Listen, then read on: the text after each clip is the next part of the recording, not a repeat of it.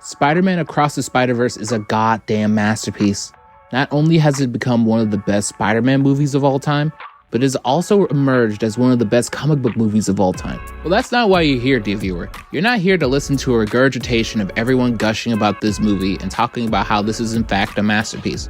No, you want a thematic breakdown of this film and get into the weeds of every prominent character within this film because no one else on YouTube has the smart, swagger, and style to do so. But before I melt your brain, I need to introduce a concept that has drawn the ire of all Spider-Man fans. This topic has been resurrected due to the film No Way Home.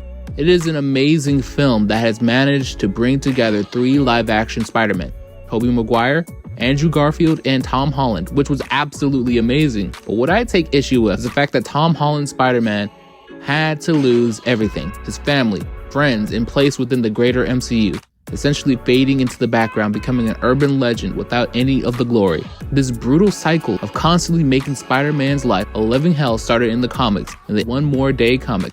At this point in Spider-Man's history, the web-slinger was in his late 20s, getting married to Mary Jane Watson, a redhead who had managed to fill the void left in Peter's heart after his first love, Gwen Stacy, had died due to the Green Goblin's actions.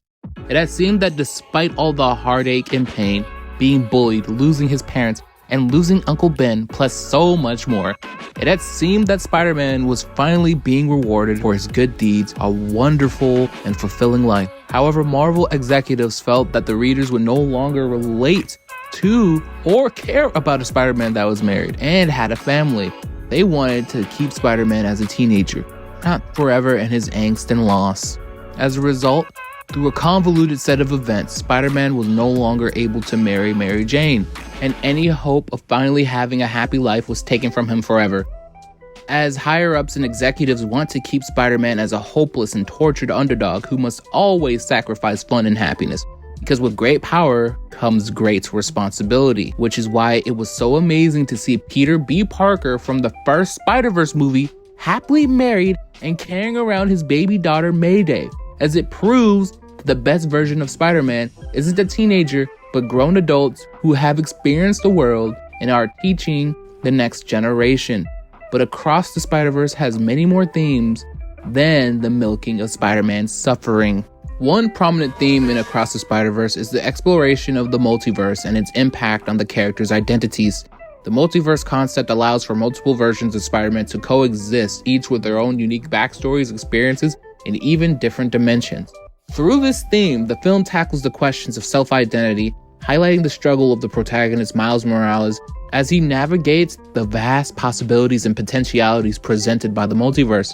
The film invites the audience to reflect on their own sense of self and encourage embracing diversity and individuality, as you can see this with people creating their own Spider-Sonas online.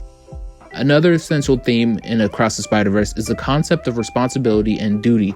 Spider-Man has long been associated with the idea that with great power comes great responsibility, and this film continues to explore the weight and consequences of wielding extraordinary abilities. Miles Morales, as the Spider-Man of his dimension, grapples with the burden of protecting not only his city and his family, but also finding out his place in the entire multiverse. This film delves into the emotional and moral struggles that come with being a hero, emphasizing the importance of making tough choices and the sacrifices that accompany them. What happens if a hero doesn't want to make the sacrifice that everyone tells him is necessary? Then you get the central conflict of this movie, utilitarianism versus deontology. While utilitarianism focuses on maximizing overall happiness or utility, deontology emphasizes the inherent rightness or wrongness of actions based on moral principles or duties. Deontology prioritizes the intentions and inherent moral worth of actions rather than their consequences. It argues that certain actions are intrinsically right or wrong, regardless of their outcomes or the happiness they produce. Deontologists believe that moral duties and principles, such as honesty or respect for human rights, should guide ethical decision-making, while utilitarianism focuses on making the most amount of people happy and safe, regardless of the cost. So you should be able to see which character is on which side by now, but if not, then I'll point it out to you. Miles Morales is a deontologist. He wants to save his uncle and believes that everyone should be saved no matter what the potential outcomes may be, even if that leads to the destruction of the multiverse because letting people die is just too messed up to him. Meanwhile, Miguel O'Hara believes that they should let people die in order to protect the whole multiverse, because by protecting the whole multiverse, they're saving countless amounts of people. This philosophical difference between Miles and Miguel loops back into the theme of growth and self-discovery as Miles Morales continues to develop as a character. He faces numerous challenges and obstacles that push him beyond his comfort zone. For example, the idea that he is an anomaly and that he was never meant to become a Spider-Man. This delves into the rocky history and reception that Miles Morales had in the comics.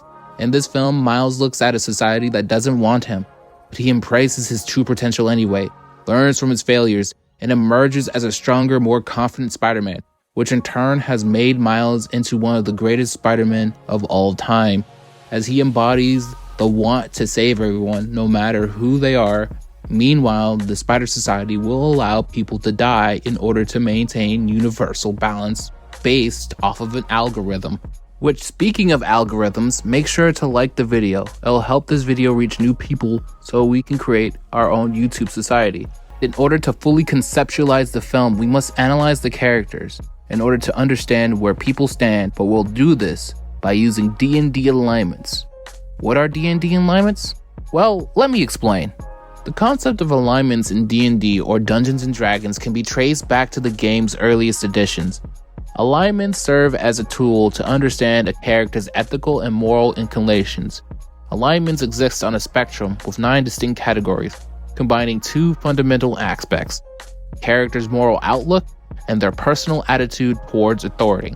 The moral axis encompasses 3 possibilities: good, neutral, and evil, aka good being unselfish and bad being selfish, while the ethical axis comprises of lawful, neutral, and chaotic, with lawful being characters that act in accordance with the principle, which may not necessarily be the laws of government, aka Batman, and chaotic characters being people who may believe in one thing or 2 things, but are generally unprincipled and don't hold themselves to a doctrine or code.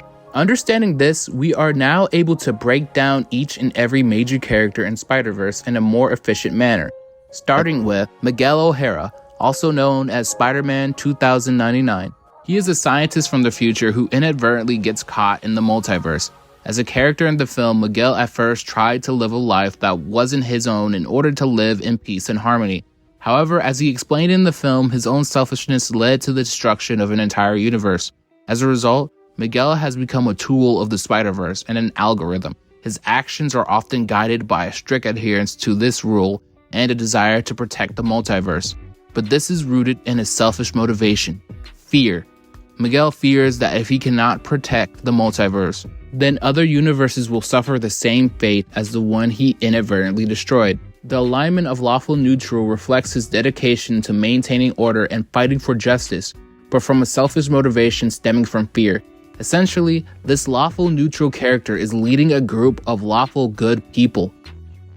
Spider-Gwen is a true neutral, and her alignment as true neutral is evident in several aspects of her character. Spider-Gwen may be a hero, but at the same time her compass is spinning. She's in all honesty confused. She doesn't join the Spider Society in order to help more people, but instead does it to escape the messed up situation in her own universe. Spider-Gwen doesn't abide by a set of principles, but instead just goes with her gut feeling in the moment. But by the end of the film, she goes from a confused enforcer of the Spider-Verse to someone who also sees the flaws in Miguel O'Hara's leadership. She patches things up with her father and assembles a group of spider people to save Miles, growing from a true neutral to, at the very least, a neutral good character. Peter B. Parker, an alternate version of Spider-Man, still serves as a mentor figure to Miles Morales in the film and tries to calm him down. Peter is a complex character who initially grapples with personal struggles and a sense of disillusionment. However, he ultimately demonstrates a strong sense of compassion and a desire to do what is right. Peter's alignment as neutral good reflects his balanced approach to situations. Miles Morales, the central protagonist of the film, experiences a transformative journey as he embraces his role as Spider-Man. Miles possesses an innate desire to help others and possesses a rebellious spirit. He constantly challenges established norms and exhibits a willingness to bend or break rules when necessary to achieve his goals. Miles' alignment as chaotic good signifies his propensity to challenge authority and the established order, always striving to create positive change and protect those in need. Which is a surprise because the film at first showed him at odds with another chaotic good Spider-Man, Hobie Brown, aka the Spider-Punk. But when push came to shove, they realized that they had the exact same values as one another, which is why Hobie helped Miles escape his temporary imprisonment. Spider-Man Across the Spider-Verse is a brilliant film and an honest-to-God masterpiece. I can't wait for the final movie, Spider-Man Beyond the Spider-Verse.